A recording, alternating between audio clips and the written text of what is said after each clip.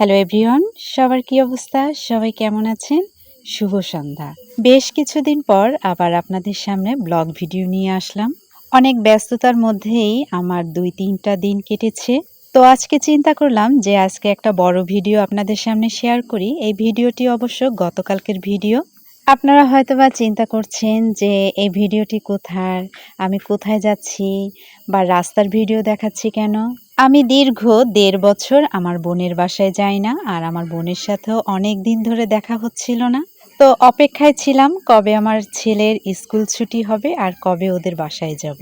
আমার ছেলের স্কুল বন্ধ হওয়ার ঠিক ২ দিন পরেই আমি এই যে আমার বোনের বাসার দিকে রওনা হলাম। অনেক কিছুর প্ল্যানিং করে রেখেছিলাম। আসলে যা প্ল্যান করা হয় অনেক সময় হয়, অনেক সময় হয় না। এই যে যেমন বাসা থেকে বের হব, বাসে উঠব, বাস থেকে নামবো, তার ভিডিওগুলো করব। কিন্তু দেখেন, বাসা থেকে বের হওয়ার আগ মুহূর্ত থেকেই আমার শরীরটা কেমন যেন লাগে।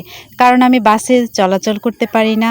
বাসের কথা চিন্তা করলেই আমার বমি বমি ভাব চলে আসে। তাই আর বাসা থেকে বের হওয়ার ভিডিও বা বাসে ওঠার ভিডিও, বাস থেকে নামার ভিডিও আমি কোনোটাই করতে পারিনি। তবে বাস থেকে নামার পর আমার নাক মুখে যখন পানি দিলাম, তারপর থেকে আমার শরীরটা একটু ভালো লাগা শুরু করলো। বাস থেকে নেমেই দেখি আমার বোনের স্বামী একটা ইজি বাইক পাঠিয়ে দিয়েছে, আমরা যাতে খুব সহজে নিরাপদে বাসায় পৌঁছাতে পারি। এই যে দেখেন, আমরা ওদের বাসার দিকে রওনা হলাম। আরো প্রায় আধা ঘন্টা সময় লাগবে ওদের বাসায় পৌঁছাতে। ভাববেন না যে ইজি বাইকেই ওদের বাসায় আমরা পৌঁছেই যাব।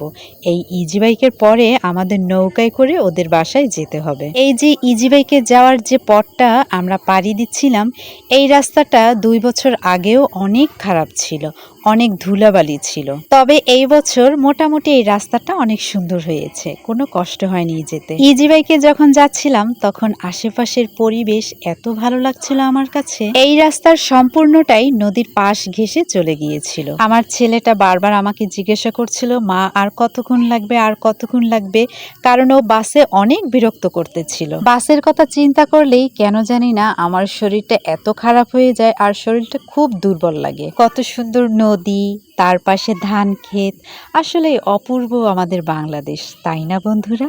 আমি যেই কদিন আমার বোনের বাসায় থাকবো, আশা রাখি আপনাদের সামনে অনেক সুন্দর সুন্দর ভিডিও নিয়ে আসব।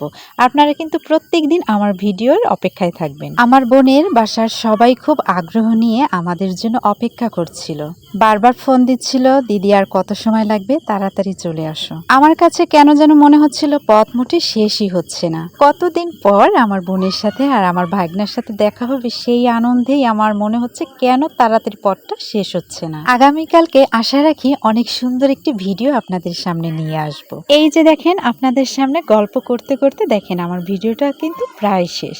আমার ভিডিওটি আপনাদের কেমন লেগেছে তা অবশ্যই ভিডিওটি শেষ হওয়ার আগে কমেন্টস করে জানাবেন। তো নেক্সট ভিডিও পর্যন্ত আপনারা ভালো থাকুন, সুস্থ থাকুন।